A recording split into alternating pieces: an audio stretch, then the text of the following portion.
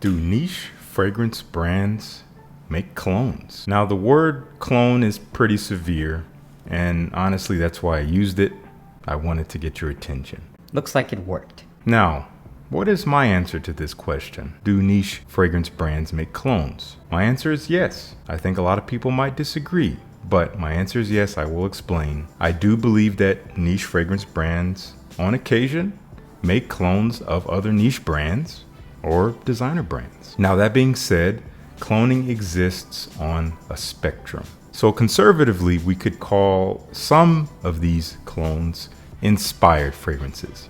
I'm fine with that. However, intention speaks loudly in perfumery. Even if the final product is not a one-to-one copy with a pre-existing fragrance, a brand's pursuit can be crystal clear based on their products. As I've said before, I think when we buy niche fragrances, we expect roughly 3 elements to be intact. I've explained this in past videos. Number 1, we expect quality.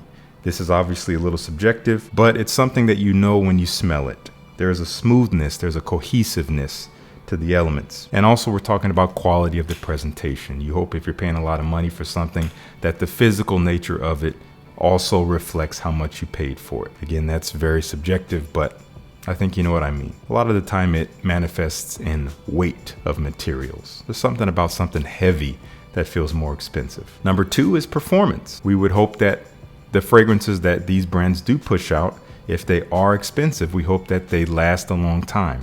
Therefore, in theory, we can have our bottles for a long time. It can be a long-term investment, so to speak. This is not one I put a ton of weight into, but I can understand why people find it important. And number 3 is uniqueness. We're looking for something interesting, new, and different when we buy a niche fragrance, at least in my eyes. So for this argument, I believe that the attribute of uniqueness is most in jeopardy. Why pay a high price for something that smells like something else more original? For example, why pay a bunch of money for Shea Bond from Bond number 9 when you can get the original Green Irish Tweed?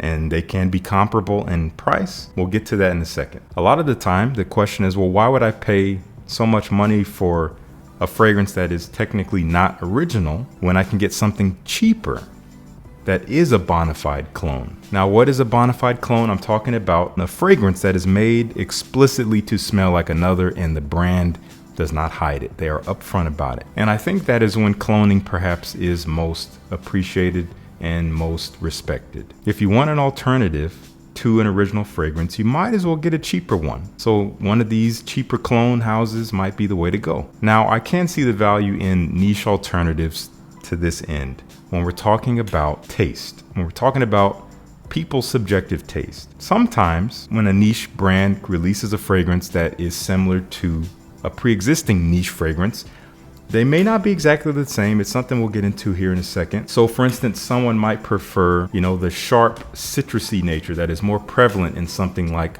Sahara Blue from Moresque over what is Aventus, which is not quite as sharp and citrusy. It can go either way. There could be elements that are significantly different between two fragrances that are similar, where one person might prefer one over the other based on their taste. And that is completely subjective. Money doesn't really play a role in that argument. It's all about taste. Now, I believe that niche perfumery is, or at least should be, synonymous with art, with a greater access to higher quality materials and a relative freedom of creation and expression, unlike what you see in the designer realm. We expect niche fragrances to be decidedly different and new and boundary pushing and artistic. So the next question we need to ask ourselves is this a bad thing? I would say no, it's not a bad thing. Even though I can easily say, yes, this is true, this does happen, niche brands do this, but I'm not saying it's inherently bad. Why?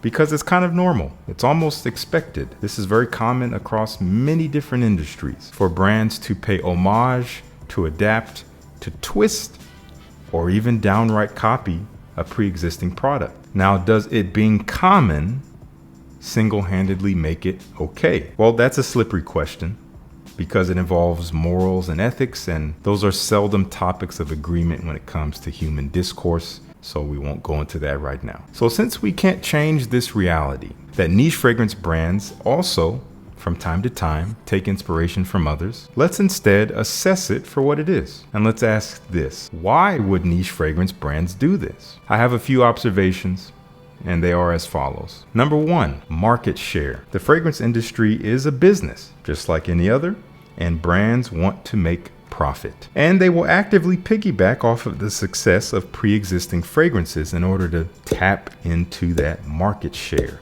of people seeking that type of scent profile.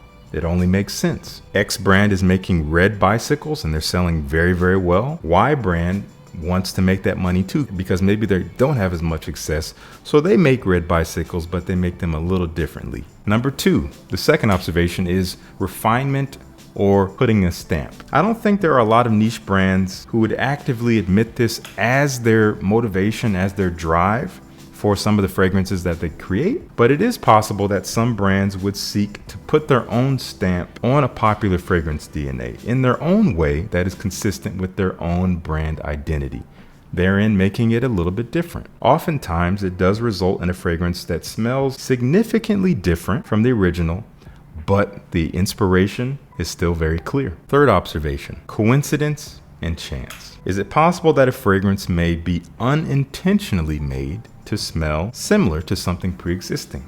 Absolutely. It happens all the time, but it's all about context. Before Aventus, I think it's safe to say that just about nothing smelled like Aventus. But since Aventus, there have been many fragrances. Here's one, and these two as well, and countless others from notable brands that have made fragrances that smell similar or smell inspired by Aventus. And the question is, would these fragrances I just showed you exist if it weren't for Aventus? Would some other brand have done it first? That's up for debate. Anyway, this whole video was made to create a discussion. I shared a little bit of my opinion, but I mostly wanted to keep this open. I want to know what you think. Do you think niche fragrance brands do intentionally take inspiration or even somewhat copy the work of other niche brands or even designer brands? And if so, do you think that's a bad thing? Are you bothered by it? Or do you think it's a good thing? What benefits do you see of it? Let me know down in the comments. Let's have a talk about it. You know how we do. Anyway, thank you so much for tuning in. Peace. I'll see you in the next one.